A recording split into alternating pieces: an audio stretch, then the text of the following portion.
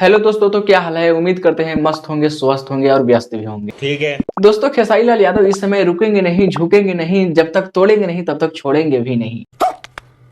जो कि देखिए आप लोग, खेसारी लाल यादव इस बार की होली के लिए दनादन गाने लॉन्च कर रहे हैं। अच्छा। और एक है हमारे पवन भैया, भोजपुरी इंडस्ट्री के पावर स्टार, जो कि अभी तक की होली के सीजन में सिर्फ एक गाना लाए हैं, वो भी सैड सॉन्ग है।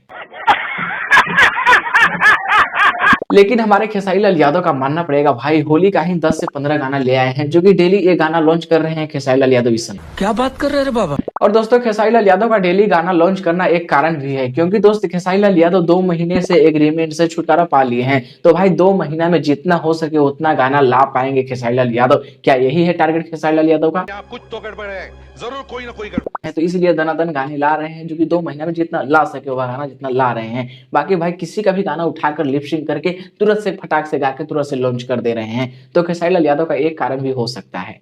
बाकी दोस्त आप लोगों को क्या लगता है, कमेंट में अपना राय जरूर दीजिएगा। और बाकी मेरे चैनल को सब्सक्राइब कर लीजिएगा, क्योंकि ऐसे इंटरेस्टिंग खबरें लाते रहते हैं इस चैनल पे।